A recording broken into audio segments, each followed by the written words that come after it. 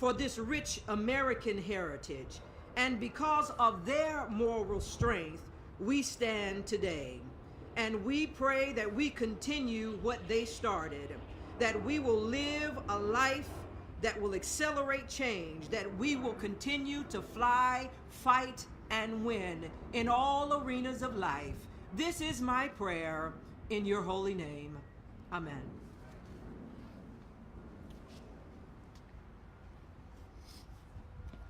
Thank you, Chaplain Segrist. Ladies and gentlemen, please be seated.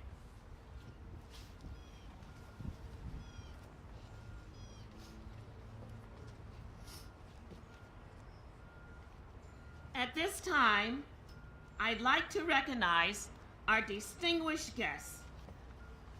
Ladies and gentlemen, please welcome our keynote speaker, Mr. Clarence C.J. Johnson.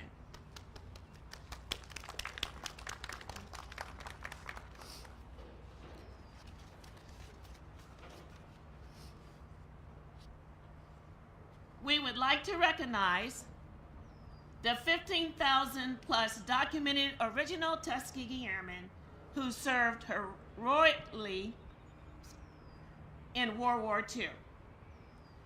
We want to recognize Mr. Richard Ball and Howard L. Ball, sons of Doda Howard Ball, and Matthew Lee Woodard, great-grandson of Doda Howard Ball.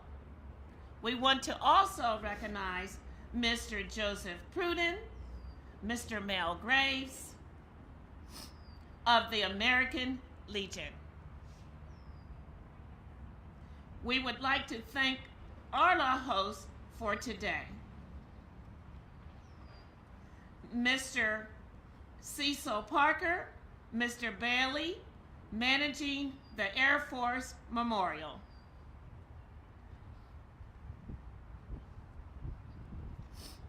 Mr. Andy Holloway will now introduce our guest speaker.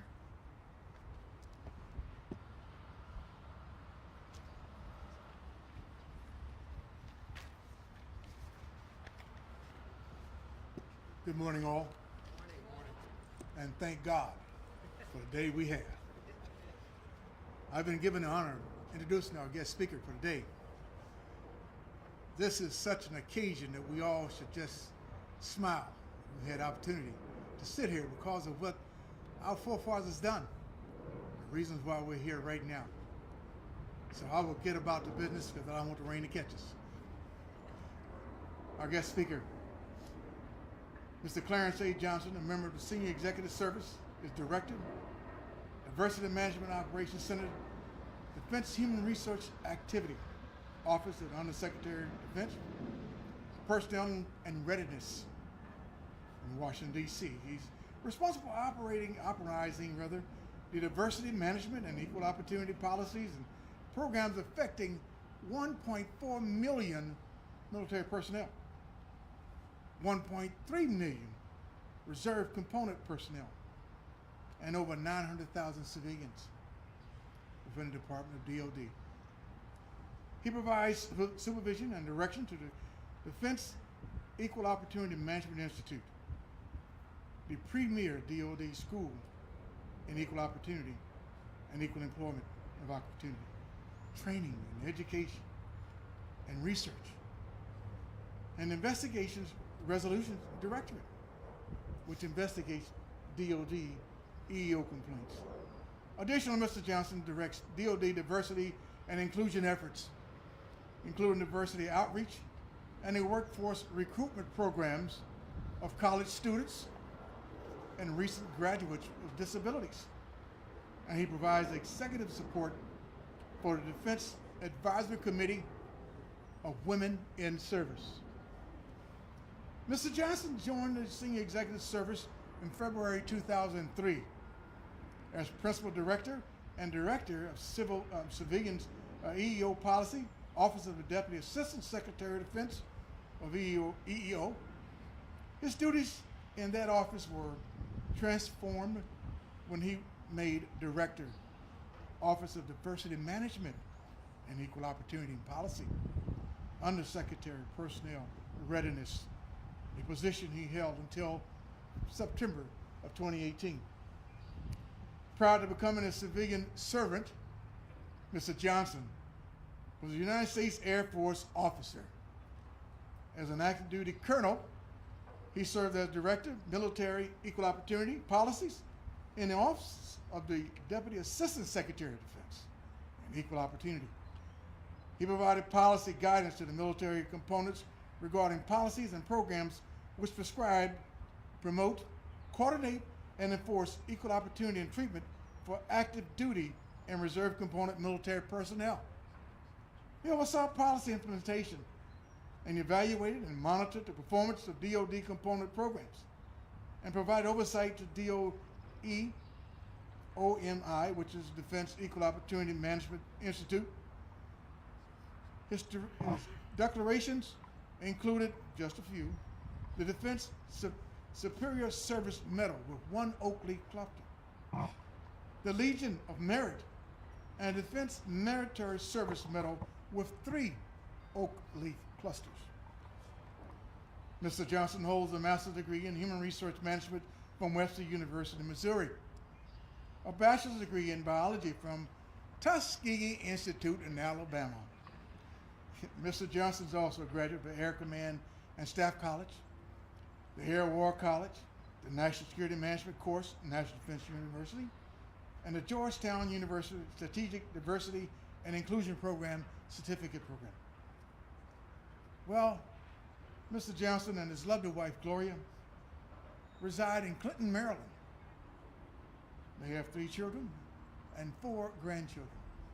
Ladies and gentlemen, I introduce to you our guest speaker, Mr. Clarence A. Johnson.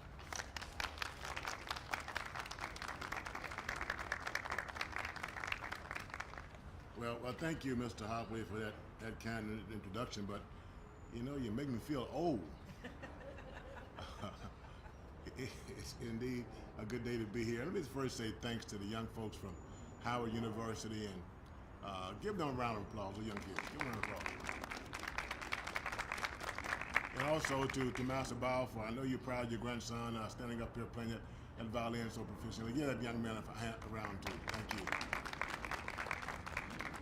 And certainly Chaplain Seacrest, I really appreciate that prayer. You know, she used a word in the prayer that came out in Judge Brown Jackson's hearing yesterday.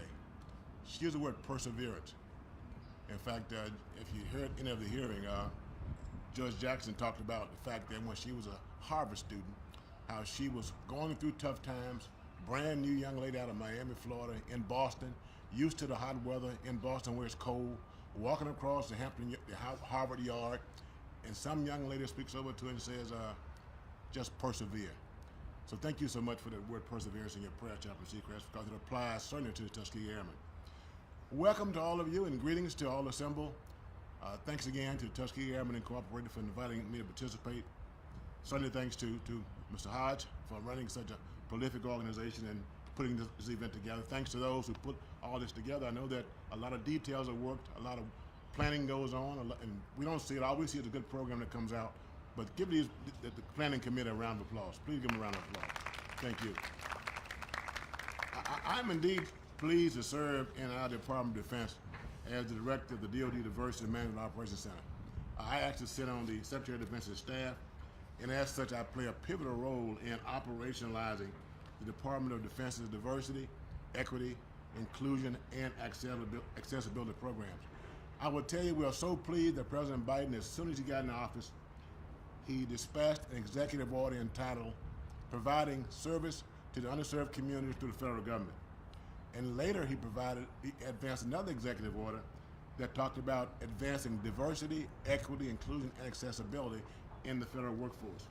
I mention this to emphasize that this administration's focus on diversity and inclusion reflects the real appreciation that many in this nation's tapestry have contributed to this nation's greatness.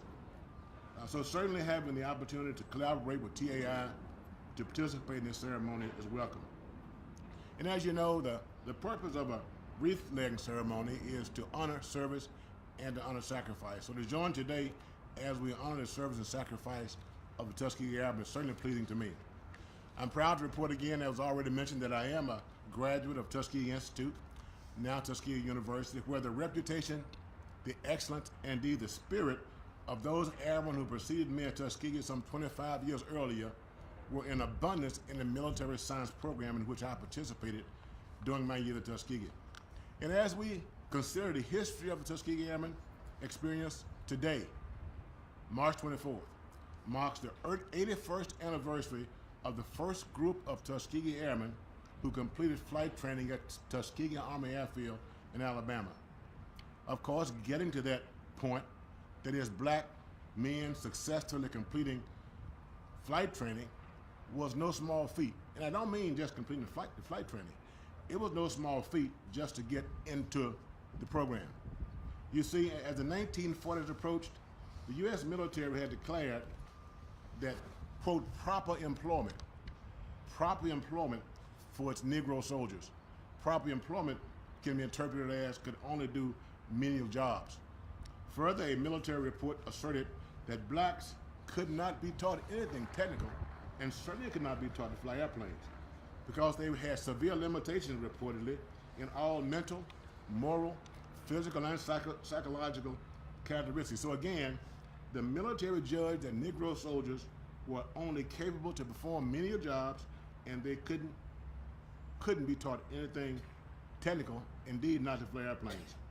So without question, the success of the Tuskegee Airmen experience made a mockery of those myths, as around 1,000 pilots and 14,000 navigators, bombardiers, instructors, mechanics, control tower operators, and other maintenance experts were trained and very capable to serve this nation in World War II. Notable now was the reputation of the Red Tails, who flew combat missions to protect 15th Air Force, those bombers that were flying to drop bombs on the Nazis. The record reflects that the Red Tails lost fewer aircraft than any other escort groups protecting the bombers. And 2 weeks before the Germans surrendered, Tuskegee Airmen had flown more than 15,000 individual missions over a 2-year period. Tuskegee crews not only shot down and destroyed hundreds of German aircraft, they also were credited with a kill on a German destroyer. So today, we honor the Tuskegee Airmen's service and sacrifice actually including fighting a war on two fronts, one abroad in combat with the Nazis and one at home in combat with racism and Jim Crow. And I think history has concluded that the Tuskegee Airmen in fact succeeded on both fronts. Now, I earlier mentioned the exploits of the Red Tails on the Nazi front. After the war, the Tuskegee Airmen were sent to segregated units in what we call the separate but equal military system and culture at the time. I would submit that the Tuskegee Airmen, in their demanding real equal access on the racism front, that actually contributed to the President Truman signing Executive Order 9981 in July of 1948, thereby integrating the military services. So as we commemorate the service and sacrifice of the Tuskegee Airmen, the legacy of the Tuskegee Airmen is also very important to consider. Actually, in spite of the struggles to be recognized as fellow Americans, to be recognized as service members, to be recognized as veterans, many of the Tuskegee Airmen went on to very prolific, significant military careers. And others went on to very prolific civilian careers. But the success of the Tuskegee Airmen did not stop with the achievements of the thousands of airmen in that generation of African Americans. I would submit that the legacy of the Tuskegee Airmen continues today and will be felt forever. The 44th President of the United States, President Barack Obama, took pride in inviting the Tuskegee Airmen to his inauguration, explaining that he was standing on the shoulders of the Tuskegee Airmen. And I would submit that our entire military is standing on the shoulders of the Tuskegee Airmen. As today, our military values diversity as a strength and a key to our military readiness. Now imagine, our military was judged over 80 years ago that blacks could only perform menial jobs. That military today is led by Secretary of Defense Lloyd Austin. and that military was judged that over 80 years ago that blacks could not fly airplanes. That military's powerful Air Force is led today by Chief of Staff General C.Q. Brown. Yes, the legacy of Tuskegee Airmen continues. I earlier mentioned that today marks the 24th anniversary of, today, March 24th, marks the 81st anniversary of the first group of men completing their flight training. March 24th, the fourth Thursday in March.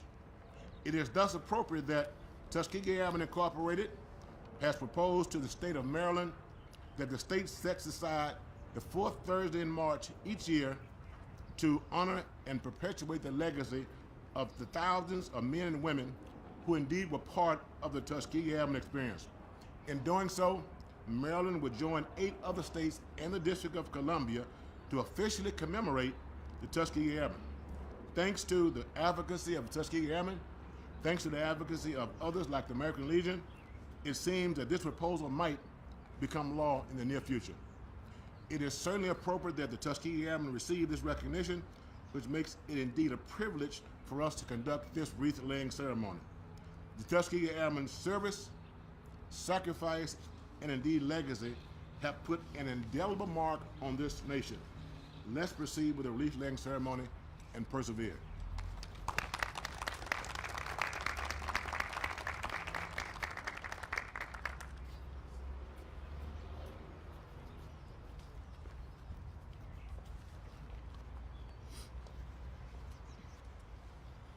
Thank you, Mr. Johnson, for those inspiring words. Thank you so very much.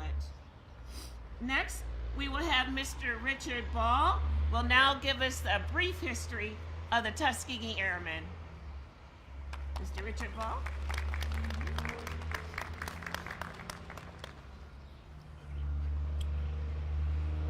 Thank you, Deborah. Good morning, everyone. Mr. Johnson covered a whole lot of what I'm going to cover, so can I be heard okay? That's funny, I can hear myself really well.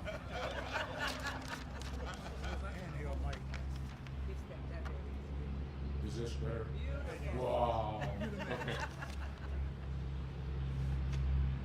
It is my pleasure to give a brief history of the Tuskegee Airmen. Essentially, I'm going to tell the Tuskegee Airmen is going to be based on their primary accomplishments in World War II, but I'm going to address it from before, during, and after World War II. Before World War II, I think it's important to note that African Americans have been fighting for this country since arriving here. African Americans, and this is according to the Department of Defense, that's where I got this information, but involved in protecting this country during colonial period, French and Indian War, the American Revolution, the War of 1812, Civil War, Indian campaigns, and the Spanish-American War. I think it's also interesting to note that by 1898, 48 African Americans had received the Congressional Medal of Honor, this nation's highest recognition of individual achievement from the military. However,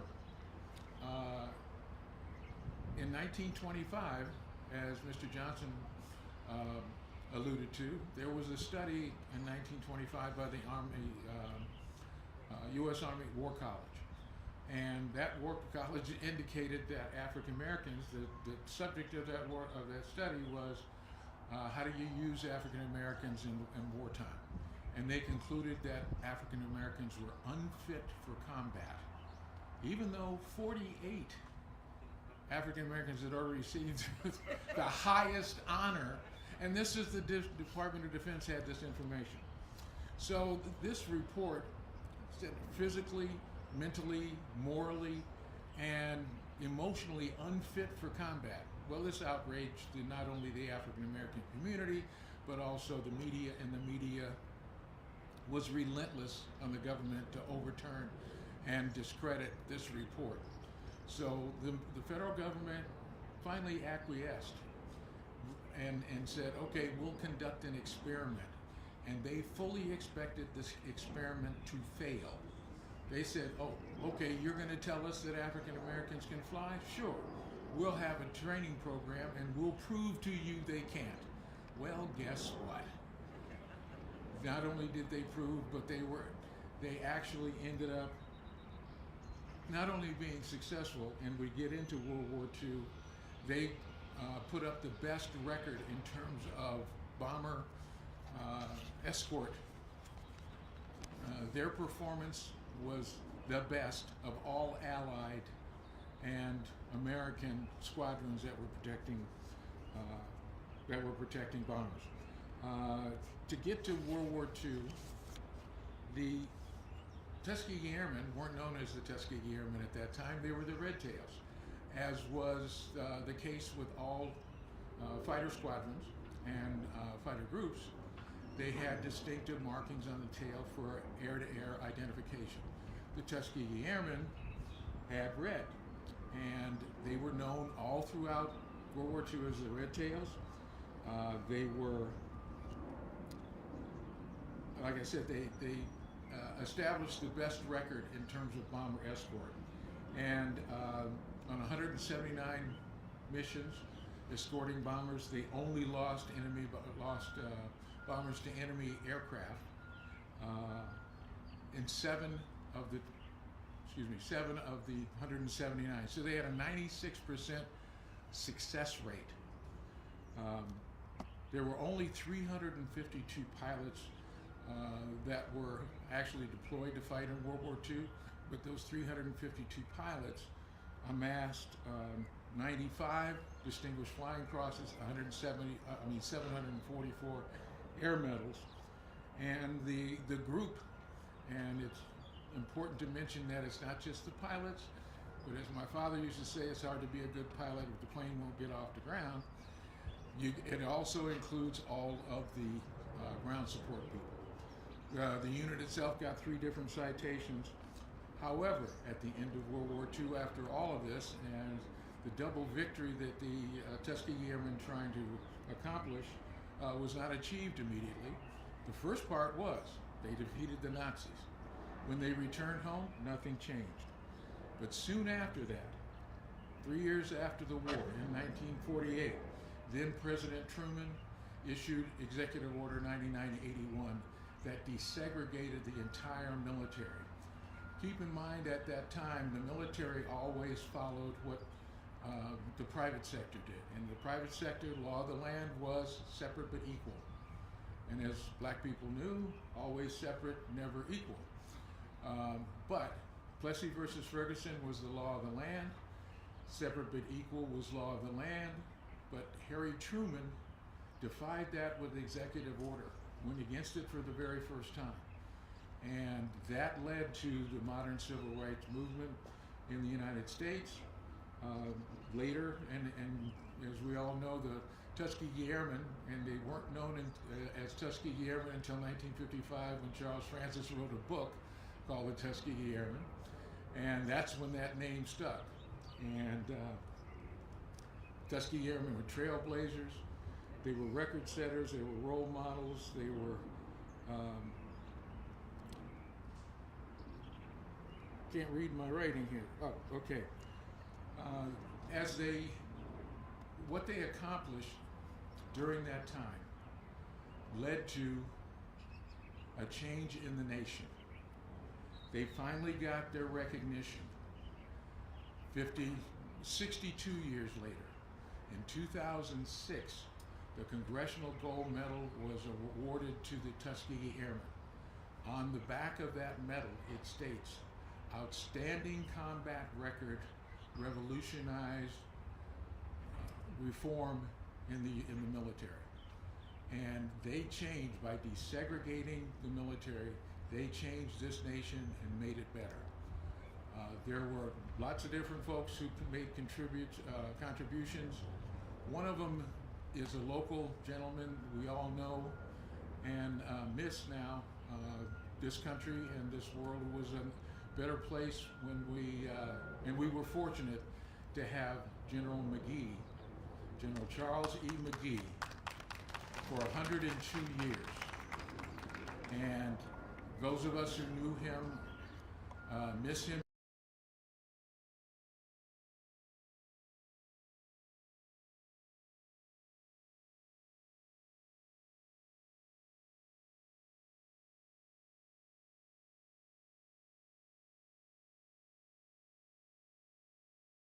That's a record that'll probably never be broken because you have to have 3 wards in a period of about 20 years, and that's not going to happen again probably. But anyway, we mourn his loss today, but his legacy and the legacy of all the Tuskegee Airmen will continue. It's up to us to make sure that legacy doesn't die. And that's why we're here today, because the state of Virginia has declared the 4th Thursday of March of every year from now until perpetuity as Tuskegee Airmen Commemoration Day. Thank you.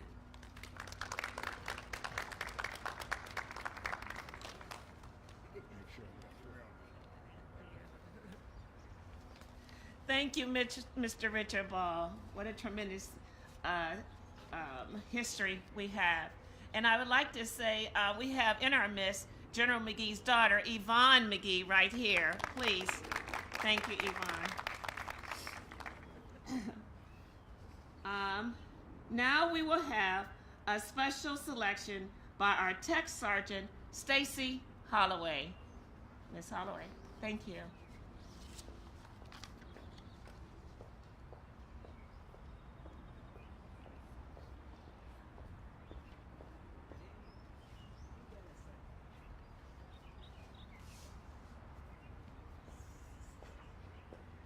I remember when he used to tell me stories. He'd pick me up and put me gently on his knee. You know his eyes would come alive with every tale he told. And every word he said was gold to me. He said that he was lucky as a young man.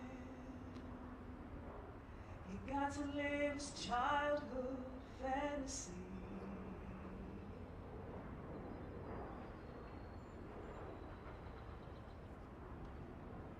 He learned to fly with his friends on a field in Alabama. And they became the best the world had seen. He said, all I ever wanted was a moment in the sun. Don't make me hang around down on the ground when the battle has begun. Let me fly, let me fly away. Let me ride on silver wings across the sky.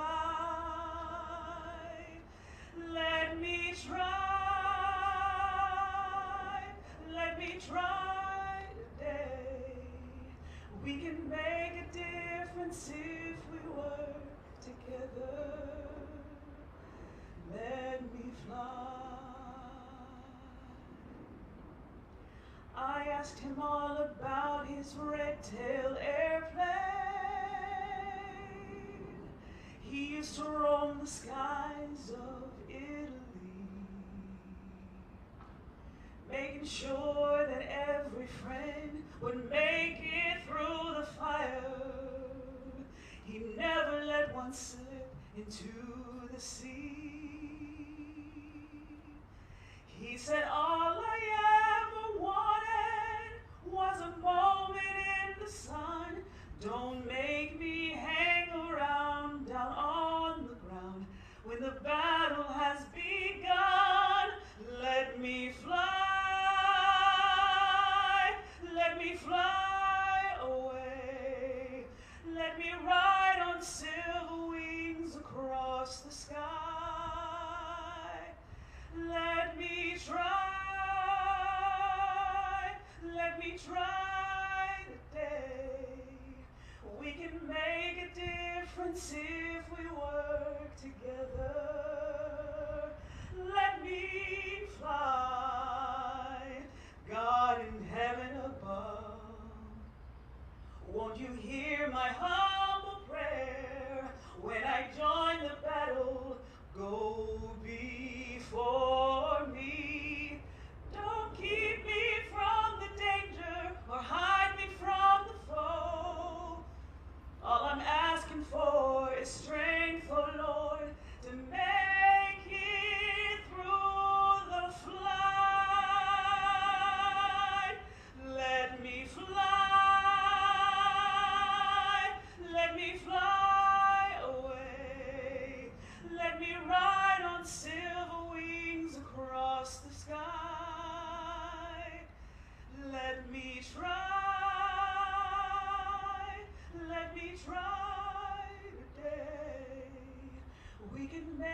difference if we work together.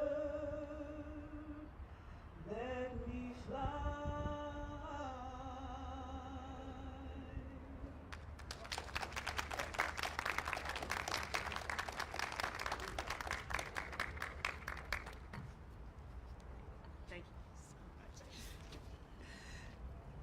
Thank you so much, Stacey Holloway, for that beautiful rendition of Let Me Fly. I think we're going to hear that again in our evening program. Yes. Ladies and gentlemen, the sequence you are about to witness is an Air Force wreath laying ceremony. The wreath will be placed by the East Coast chapter of the Howard University Honor Guard. In keeping with the conduct of this ceremony, it is our desire to maintain an atmosphere of dignity and respect. It is requested that everyone remain that everyone remain silent and standing. It is appropriate for military members in uniform to render the hand salute on the first note of taps. It is also appropriate for civilians to place their hand over their heart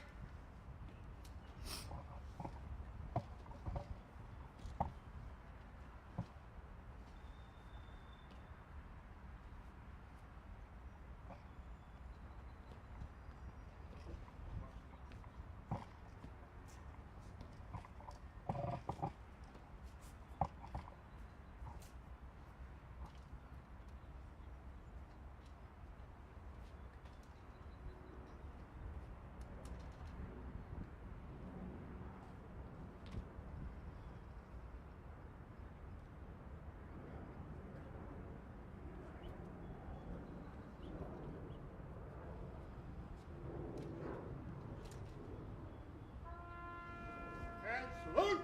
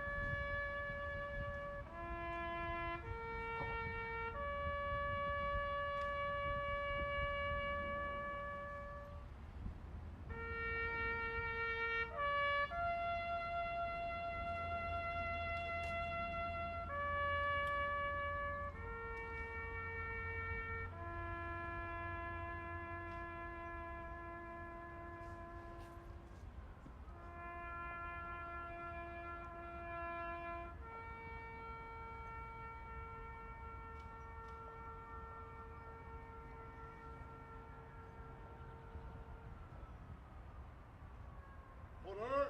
On!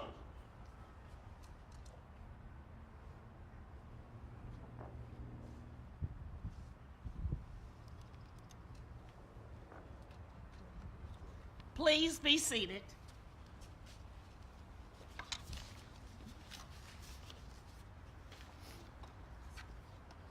Morning, everybody. My name is Jerome Hodge, and I am the current president of the East Coast Chapter, Tuskegee Airmen Incorporated. And I just want to thank our guest speaker and chaplain. Thank you very much for coming out this morning. And to the Howard University ROTC, much thanks. And to our active duty Air Force, both the members of the band, the song, we really want to appreciate you guys coming out and helping support us this morning. The East Coast Chapter of Tuskegee Airmen, is about the legacy. We're also about youth and what we're doing, moving that legacy forward, And so my biggest thing is that come join us, Most people think they have to be active duty military or have a background. You don't. Anybody that wants to be involved in the youth and keeping that legacy going forward, we welcome you, all right? And so if you go to www.ECCTAI, which stands for East Coast Chapter Tuskegee Airmen, that's our website. Our application is there, and we will more than welcome you, to come on board. And also, since this is our 81st commemoration ceremony, we do have, an event going on this evening that's going to be virtual. All right, so we ask that you go to our website, log in and join us tonight at 7 o'clock, 1900 for you military folks, for the ceremony and event. All right? And so as we leave here today, again, thank you for coming out, celebrating with us, and be careful, and Godspeed going home. Thank you.